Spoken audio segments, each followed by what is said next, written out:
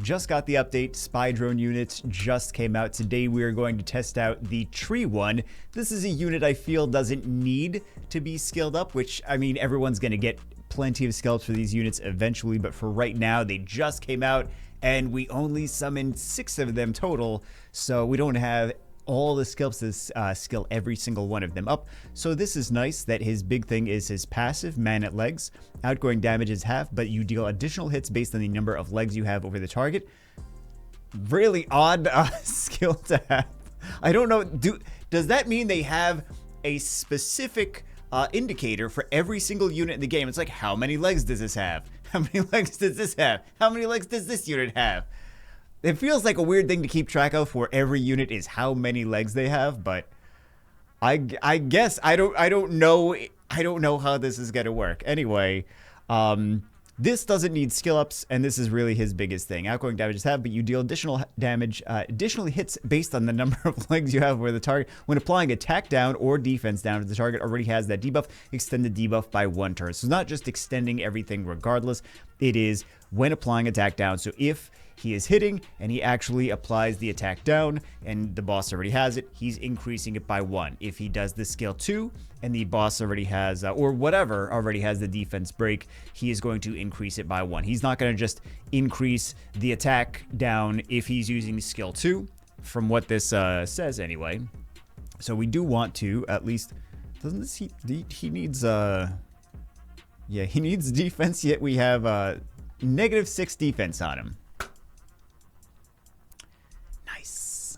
It's really just for the extra prolonged debuffs. I think he's going to be good in Mental Fortress. We are going to 6-star him. We can change the physiques when we get another one with better physiques. It's just kind of unfortunate that, yeah, kind of unfortunate. All right, so let's gear him up. Actually, let's do this, and then we will gear him up.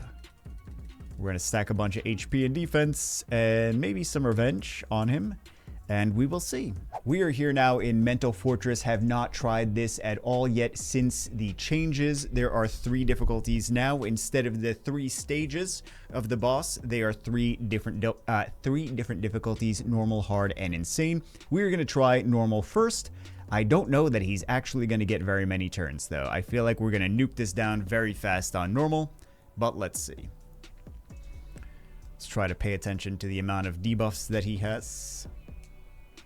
Or that he does. Okay, already done with one of the...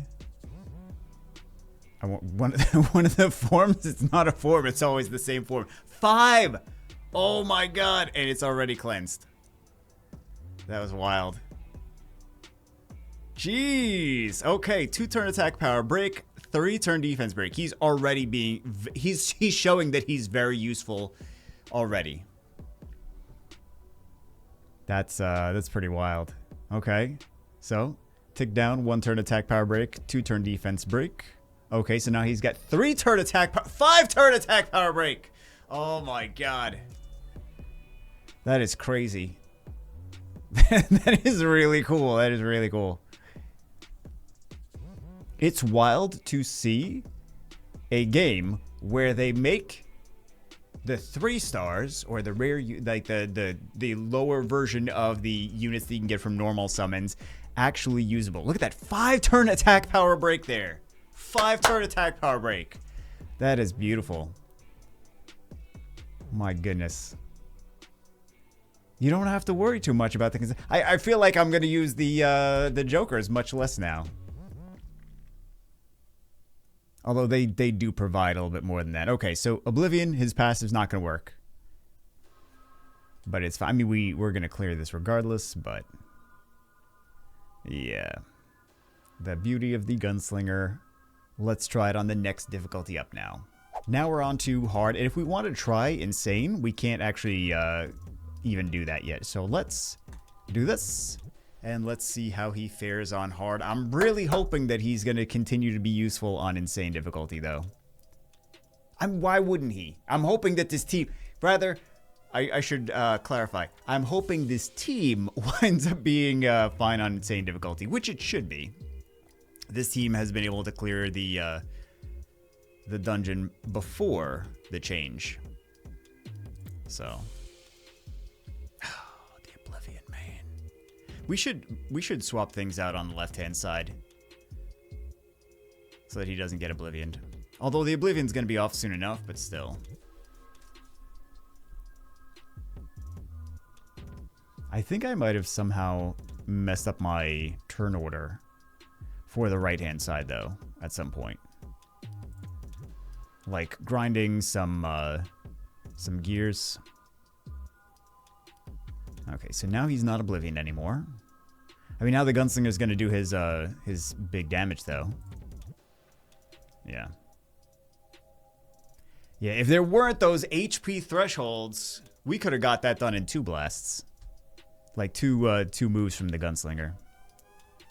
Alright, so let's see. The attack power breaks. It's just gonna keep everything alive much longer. 4-turn attack power break. We are good.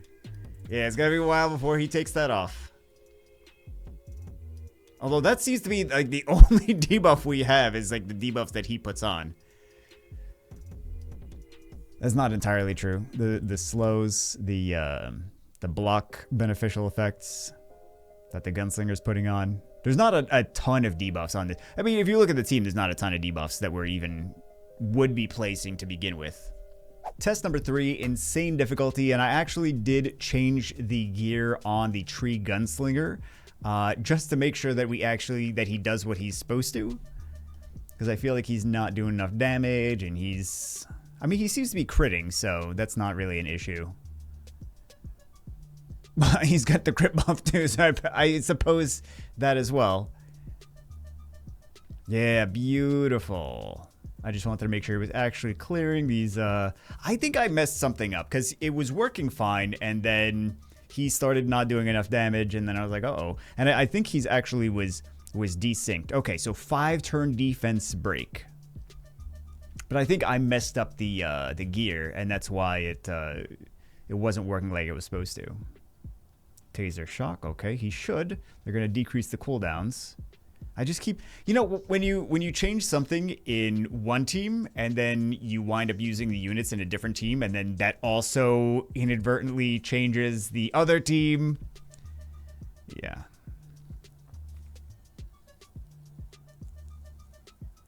So let's see. I feel like we're gonna need that attack power break here.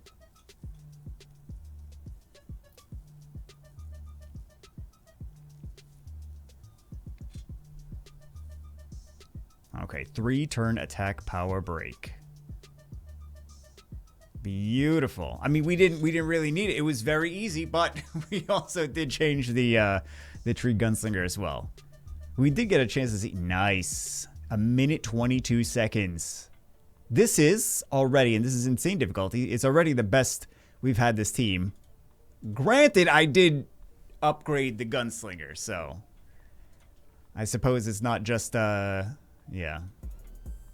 So he has 81 crit rate, 216 crit damage, and he's actually on shock now. Even though, shockingly enough, I'm gonna see you guys later. Shockingly enough, he doesn't have upgrades. But that is what we are here to do. We are gonna farm just a crazy amount of these dungeons.